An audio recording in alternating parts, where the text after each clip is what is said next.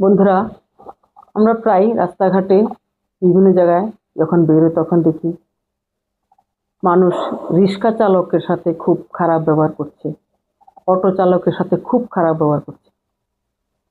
আপনার ক্ষমতা আছে, আপনি খারাপ ব্যবহার করছেন, কিন্তু ওই মানুষটার ক্ষমতা নেই আপনাকে কিছু বলার। সে নির্বাহ আপনাকে অভিশাপ দিচ্ছে। আপনি সেই অভিশাপের একজন কাণ্ডারি হয়ে গেলেন।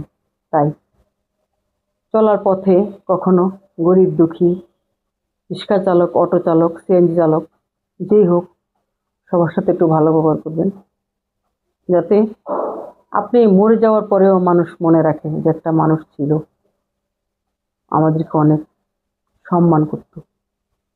হতে পারে ওনারা একদিন ধনাঢ্য ঘরের সন্তান ছিলেন বা ধনী মানুষ ছিলেন, আজকে তারা রাস্তায় রিক্সা, অটো চালাচ্ছেন।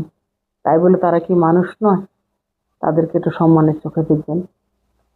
কারণ আমি কখনো এটা ভাবি না যে তারা আমাদেরকে নিয়ে যাচ্ছে, তারা আমাদের চাকর। তা নয় বন্ধুরা, তারাও নিজের পেটের দায়ে রাস্তায় নেমেছে। সেজন্য খারাপ ব্যবহারটা করবেন না। আপনি যদি একটা রিক্সাওয়ালার সাথে খারাপ ব্যবহার করেন, সে কিন্তু মনে মনে আপনাকে প্রচণ্ড রকমের অভিশাপ দেবে, মুখে কিছু বলতে পারবেন না। সেই জন্য পৃথিবীতে এরকম কোনো কর্ম করে যাবেন না যাতে আপনাকে পরে কালেও এটার জন্য পস্তাতে হয়। কারণ কর্মটাই সাথে যাবে সর্বোপরি, অন্য কথা নাই বললাম। আপনি কি করছেন, আপনি কোন ধর্মে আছেন, কি ধর্ম আপনি পালন করছেন, ওটা আপনার সাথে যাওয়ার নয়। আপনার সাথে যাবে আপনার কর্ম।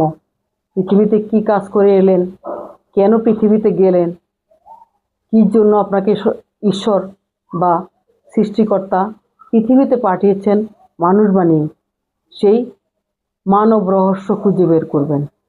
কারণ মানব জগৎ এক রহস্যময় জগৎ। আপনি মানুষ, আমি মানুষ,